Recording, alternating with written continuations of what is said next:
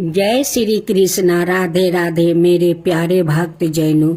आज आप सुनेंगे शुक्रवार की वैभव लक्ष्मी व्रत कथा।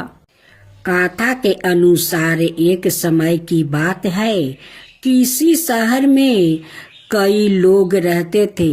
सभी अपने कामों में व्यस्त रहते थे। किसी को किसी से कोई मतलब नहीं था। भजन कीर्तन भक्ति भाव दया माया परोपकार जैसे संसारों का अभाव हो चुका था। शहर में बुराइयां बढ़ गई थी। शराब जुआ रस अत्याचार चोरी डकैती आदि बहुत से गुनाह शहर में होने लगा था। बावजूद इसके उस शहर में कुछ अच्छे लोग भी रहते थे। इनमें शीला नाम की स्त्री जो धर्मी की प्रकृति और संतोष स्वभाव वाली थी। उनका पति भी विवेकी और सुशील था। शीला और उसका पति कभी किसी की बुराई नहीं करते थे और भगवान का भजन करने में अच्छी तरह समय व्यतीत कर रहे थे। शहर के लोग उनकी गृहस्थी की सराहना करते थे। देखते ही देखते समय बदल गया। शीला का पति की अच्छी संगति बुरी में बदल गई। अब वो जल्द से जल्द करोड़पति बनने का ख्वाब देखने लगा। इसलिए वो गलत रास्ते पर चल पड़ा और फलस्वरूप उसकी हालत भिखारी जैसी हो गई। शराब जुए रस शराब गांजा आदि बुरी आदतों में शीला का पति भी फंस गया। दोस्तों के साथ उसे भी शराब की आदत लग गई। इस प्रकार उसने अपना सब कुछ जुए में गंवा दिया। शीला इस बात से बेहद चिंतित रहने लगी, लेकिन उसे भगवान पर भरोसा था। वो अपना अधिकांश समय प्रभु भक्ति में बिताने लगी। अचानक एक दिन दोपहर को उनके द्वार पर किसी ने दस्तक दी। शीला ने द्वार खोला तो देखा कि एक माँ जी खड़ी थी। उसके चेहरे पर अलौकिक तेज दिखाई दे रहा था। उनकी आंखों में से मानो अमृत बह रहा था। उसका बेभाव चेहरा करुणा और प्यार से झलक रहा था। उसको देखते ही शीला के मन में शांति महसूस हुई और उसके रोम रोम आनंदमयी हो उठा। शीला उस माँ जी को आदर के साथ घर ले आई। घर में बैठने के लिए कुछ भी नहीं था। आते शीला ने एक फटी हुई चादर पर उसको बैठाया। माँ जी बोली, क्यों शीला, मुझे पहचाना नहीं? हर शुक्रवार को लक्ष्मी जी की मंदिर में भजन कीर्तन के समय मैं भी वहाँ आती हूँ। इसके बावजूद शीला कुछ समझ नहीं पा रही थी।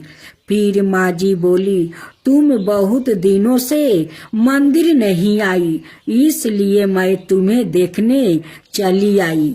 माँ जी के प्रेम भरे शब्दों से शीला का हृदय पिघल गया। उसकी आंखों में आंसू आ गया और वो बिलख बिलख कर रोने लगी। माँ जी ने कहा, बेटी, सुख और दुख तो धूप और जैसे होते हैं। धैर्य रखो बेटी, मुझे तेरी सारी परेशानी पता है। माँ जी के व्यवहार से शीला को काफी सबल मिला और सुख की आशा में उनसे माँ जी को अपनी सारी कहानी कह सुनाई। माँ जी के व्यवहार से शीला को काफी सगुन मिला और उसने माँ जी को अपनी सारी कहानी सुनाई। शीला के पूछने पर माँ जी ने उसे व्रत की सारी विधि भी बताई। माँ जी ने कहा, बेटी, माँ लक्ष्मी का व्रत बहुत सरल है। उसे वरद लक्ष्मी व्रत या वैभव लक्ष्मी व्रत कहा जाता है। यह व्रत करने वाले की सब मनोकामना पूर्ण होती है। वो सुख, संपत्ति और यश प्राप्ति करता है। शीला यह सुनकर आनंदित हो गई। शीला ने संकल्प करके आंखों खोली तो सामने कोई ना था। वो सोच में पड़ गई कि माँ जी कहाँ गई। शीला को तत्काल यह समझते देर नहीं लगी कि माँ जी और कोई नहीं, साक्षात लक्ष्मी जी ही थी। दूसरे दिन शुक्रवार था। सुबह स्नान करके स्वच्छ कपड़े पहनकर शीला ने माँ जी द्वारा बताई विधि से पूरे मन से व्रत किया। आखिरी में प्रसाद वितरण हुआ। यह प्रसाद पहले पति को खिलाई। प्रसाद खाते ही पति के स्वभाव में फर्क पड़ गया। उस दिन उसने शीला को मारा नहीं, सताया भी नहीं। शीला को बहुत आनंद हुआ। उनके मन में वैभव लक्ष्मी व्रत के लिए श्रद्धा बढ़ गई। शीला ने पूर्ण श्रद्धा भक्ति से 21 शुक्रवार तक वैभव लक्ष्मी व्रत किया। 21वां शुक्रवार को माँ जी के कहे मुताबिक उद्यापन विधि करके 7 स्त्रियों को वैभव लक्ष्मी व्रत की 7 पुस्तक उपहार में दी। फिर माँ जी के धन लक्ष्मी स्वरूप की छवि को बंधन करके भाव से मन ही मन प्रार्थना करने लगी। हे माँ धन लक्ष्मी, मैंने आपका वैभव लक्ष्मी व्रत करने की मन्नत मांगी थी। वो व्रत आज पूर्ण किया है। हे माँ, मेरी हर विपत्ति दूर करो, हमारा सबका कल्याण करो। जिसे संतान ना हो उसे संतान देना। सौभाग्यवती स्त्री का सौभाग्य अखंड रखना। कुंवारी लड़की को मन भावना पति देना। जो आपका यह चमत्कारी वैभव लक्ष्मी व्रत करे, उनकी सब विपत्ति दूर करना, सभी को सुखी करना।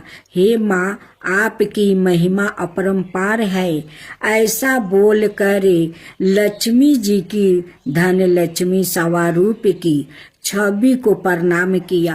व्रत के प्रभाव से शीला का पति अच्छा आदमी बन गया और कड़ी मेहनत करके व्यवसाय करने लगा। उसने तुरंत शीला के गिरवी रखे गहने चुरा लिया। घर में धन की समृद्धि हुई। घर में पहले जैसी सुख शांति छा गई। वैभव लक्ष्मी व्रत का प्रभाव देखकर महलों की दूसरी स्त्रियां भी विधि पूर्वक वैभव लक्ष्मी व्रत करने लगी। माँ तू लक्ष्मी करी कृपा करो हृदय में वास, मनोकामना सिद्धि कर पुराहु मेरी आस। सिद्धू सुता विष्णु प्रिया नत सिर बारंबार टेक सोठा यही मोरे हर दास। हाथ जोड़ी मिनती करूं सब विधि करो सुबास। जय जननी जगदम्बिका सिंधु सूता मैं सुमिरो, तो ही ज्ञान वृद्धि विद्या दो मोही। तुम समान नहीं कोई उपकारी, सब विधि पूरा बहु आस हमारी। जय जय जगत जननी जगदम्बा, सबके तुम ही हो जगदम्बा तुम ही हो घट घट के बासी, मिनती यही हमारी खासी। जग जननी जय सिंधु कुमारी, दीनन की तुम हो हितकारी। बिनबो नीत तुम ही महरानी, कृपा करो जग जननी भवानी। के ही विधि स्तुति करो तिहारी, सुधि लीजो अपराध विसारी।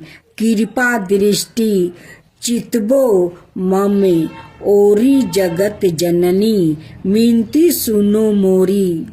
ज्ञान बुद्धि जय सुख की दाता, संकट हरो हमारी माता।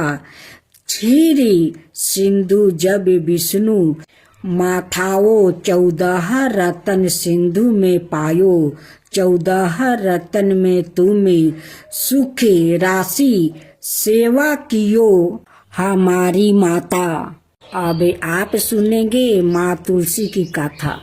पौराणिक कथाओं के आधार पर तुलसी कौन है और उन्हें पूजना क्यों जरूरी है, जानने के लिए इस कहानी को जानना होगा।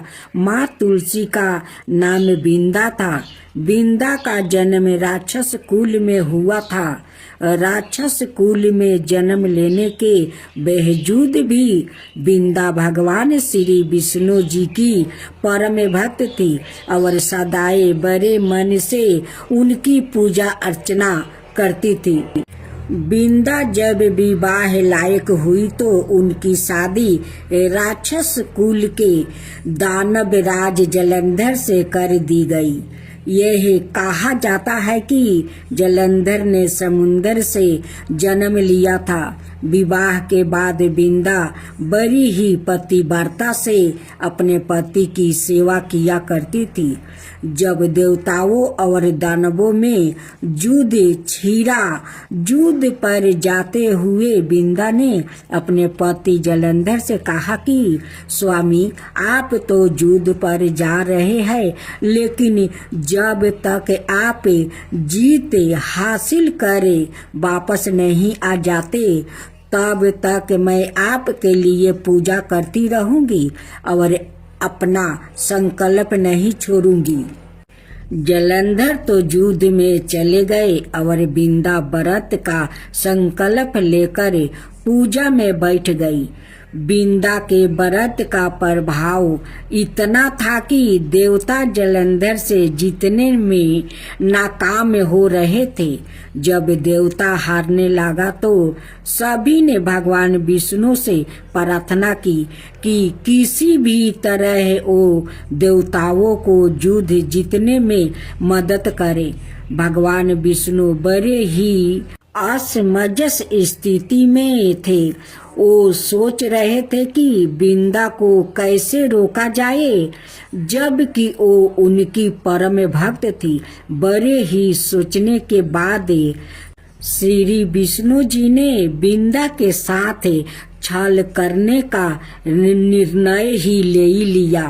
व्रत पूजा को तोड़ने के लिए उन्होंने बिंदा के पति जलंधर का रूप धारण किया और बिंदा के महल में जा पहुँचे। बिंदा ने जैसे ही अपने पति जलंधर को देखा तो उनके चरणों छूने के उद्देश्य से पूजा से उठ पड़ी, जिससे बिंदा का संकल्प टूट गया।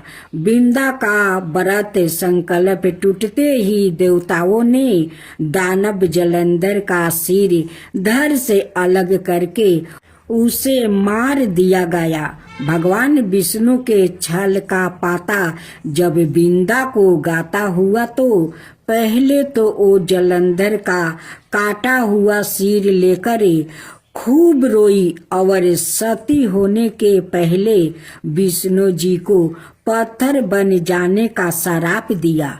विष्णु जी पत्थर बन भी गया, लेकिन इस बात से सभी देवता देवियों और लक्ष्मी जी खूब रोने लगी। सभी ने मिलकर बिंदा से खूब मिनती की कि वो विष्णु जी को श्राप से मुक्ति कर दे। आखिरकार बिंदा मानी गई। भगवान विष्णु फिर से अपना अवतार में आए। विष्णु जी ने देखा कि बिंदा जिस जगह सती हुई उस जगह एक पौधा खिला हुआ है। बिंदा से किए गए छल का प्रायश्चित करते हुए विष्णु जी ने खिले हुए पौधों को तुलसी का नाम दिया और यह ऐलान किया कि आज से इनका नाम तुलसी है और मेरा एक रूप इस पत्थर के रूप में रहेगा, जिसे शालिग्राम के नाम से तुलसी जी के साथ ही पूजा जाएगा और तुलसी जी की पूजा के बगैर मैं कोई भी भोग स्वीकार नहीं करूंगा। तब से तुलसी जी की पूजा सभी करने लगे। तुलसी जी के साथ शालिग्राम जी का विवाह किया जाता है। एकादशी के दिन इसे तुलसी विवाह पर्व के रूप में मनाया जाता है। तुलसी बड़ी पवित्र और बड़े काम की चीज है। चरण मृत के साथ तुलसी को मिलाकर प्रसाद के रूप में ग्रहण किया जाता है। हिंदू धर्म में सभी अपने दरवाजे यह आंगन में तुलसी का पौधा लगाते हैं। शरीर के कई विरोगों के लिए भी यह फायदेमंद है। जो पवित्र है हमारे लिए संपीड़ित है उसे हम माँ कहते हैं, इसलिए उन्हें माँ तुलसी कहते हैं। अब आप सुने महालक्ष्मी